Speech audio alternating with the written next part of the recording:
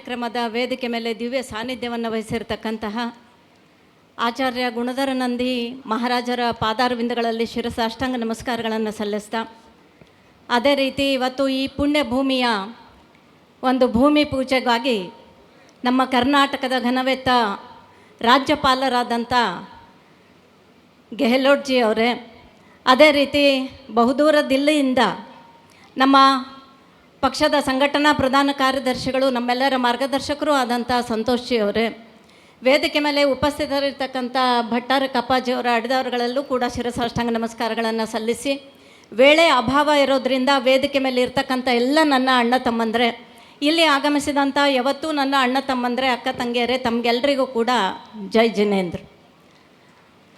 महोदय जी, मुझे बहुत गर्व महसूस हो रहा है क्योंकि आचार्य विद्यासागर महाराज जी और आचार्य शांति सागर महाराज जी का जन्म लिया हुआ ये पुण्य भूमि हमारा है। निप्पाणी और चिक्कोडी परिसर, इसमें 2 आचार्य होकर गए।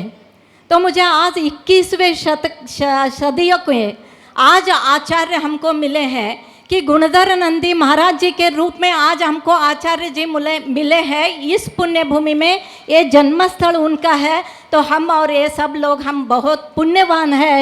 आज आप लोग और संतोष जी ये सब लोग आके यहाँ पे इंजीनियर कॉलेज का उद्घाटन हुआ, मगर आचार्य जी बात कर रहे थे, मैं सीखा नहीं, मैं पढ़ा नहीं हूँ, मगर मेरे बच्चे पढ़ना चाहिए, मेरे गरीब बच्चे पढ़ना चाहिए, बच्ची पढ़ना चाहिए।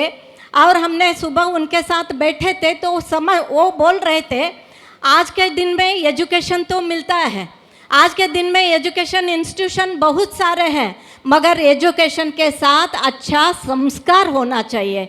वो संस्कार देने के लिए इधर एजुकेशन भी मिलेगा गरीब बच्चों को, और उसके साथ हमारे भारतीय संस्कृति का संस्कार भी हमारे बच्चों को मिलेंगे। ये बात कर रहे थे ना, तो मुझे भी गर्व कह रहे थे कि हमारे प्रधानमंत्री का जो भी सोच है, आचार्य के आशीर्वाद से यहाँ पढ़ने आने वाले बच्चे भी कल हमारे भारत देश के एक अच्छे बच्चे होंगे, ये हमको आज विश्वास हुआ है।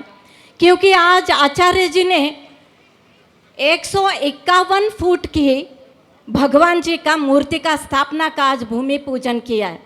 तो ये देश में इतना बड़ा भगवान जी का एक मूर्ति हमारे परिसर में शमनेवाड़ी में हो रहा है, ये भी हमारा एक सौभाग्य है।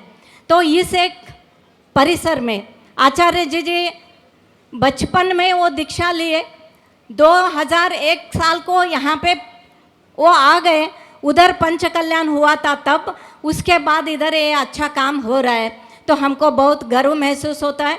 आप वहाँ से बेंगलुरु से यहाँ पे आके ये भूमि पूजन किया, ये भी हमारा सौभाग्य है। ಇಲ್ಲಿ ಇರ್ತಕ್ಕಂಥ ನನ್ನೆಲ್ಲ ತಾಯಂದ್ರಿಗೆ, ಎಲ್ಲ ನನ್ನ ಸಹೋದರರಿಗೆ ನಾವೆಲ್ಲರೂ ಬಹಳ ಪುಣ್ಯವಂತರಿದ್ದೀವಿ। ಯಾಕಂದರೆ ಇಂಥ ಆಚಾರ್ಯರ ರೂಪದಲ್ಲಿ ನಮಗೊಬ್ಬ ದೈವಿ ಪುರುಷರು ಸಿಕ್ಕರು, ನಮ್ಮ ಮಕ್ಕಳಿಗೋಸ್ಕರ ಇಂಜಿನಿಯರಿಂಗ್ ಕಾಲೇಜ್ ಮತ್ತು ಭಗವಂತರ ಮೂರ್ತಿಯನ್ನು ಮಾಡ್ತಾ ಇರೋದು ಇದು ನಮ್ಮೆಲ್ಲರ ಒಂದು ಸೌಭಾಗ್ಯ ಅಂತ ತಿಳ್ಕೊತಾ ಇದ್ದೀನಿ। ಹಾಗಾಗಿ ನಾವು ಜೊಲ್ಲೆ ಪರಿವಾರದಿಂದ, ಯಾಕಂದರೆ ಸುಮಾರು 25 ವರ್ಷಗಳಿಂದ ಒಂದು ಮಹಾರಾಜರ ಸಂಪರ್ಕದಲ್ಲಿ ನಾವಿಬ್ಬರು ಕೂಡ ಇದ್ದೀವಿ। ನಾವು ತಪ್ಪಿದಲ್ಲಿ ನಮಗೆ ತಿದ್ದಿ ಹೇಳುವಂತಹ ಕಾರ್ಯ ಕೂಡ ಮುನಿವರ್ಯರು ನಮಗೆ ಮಾಡ್ತಾರೆ। ನಾವು ಒಳ್ಳೇದು ಮಾಡಿದಾಗ ನಮ್ಮ ಬೆನ್ತಟ್ಟುವಂಥ ಕಾರ್ಯ ಕೂಡ ಅವರು ಮಾಡಿದ್ದಾರೆ।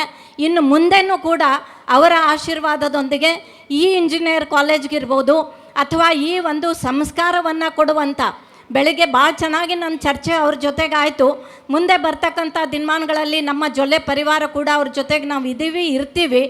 ಇಲ್ಲೂ ಕೂಡ ಏನಾದರೂ ಅವಶ್ಯಕತೆ ಬೇಕು ಅಂತ ಅನಿಸಿದಾಗ ಇಲ್ಲೂ ಕೂಡ ನಮ್ಮ ಜೊಲ್ಲೆ ಪರಿವಾರದಿಂದ ಆಗುವಂತಹ ಎಲ್ಲ ಸಹಾಯ ಸಹಕಾರವನ್ನು ನಾವು ಮಾಡ್ತೀವಿ ಅಂತಕ್ಕಂಥ ಮಾತನ್ನು ಕೂಡ ನಾನಿವತ್ತು ಹೇಳೋದಕ್ಕೆ ಇಚ್ಛೆ ಪಡ್ತೇನೆ। ಹಾಗಾಗಿ ಎಲ್ರಿಗೂ ಕೂಡ ಜೈ ಜಿನೇಂದ್ರ ಹೇಳಿ ಮುನಿವರ್ಯರಿಗೆ ಮತ್ತೊಮ್ಮೆ ಸಾಷ್ಟಾಂಗ ನಮಸ್ಕಾರಗಳನ್ನು ಮಾಡಿ ನನ್ನ 2 ಮಾತಿಗೆ ವಿರಾಮವನ್ನು ಕೊಡ್ತೇನೆ। ಜೈ ಹಿಂದ್।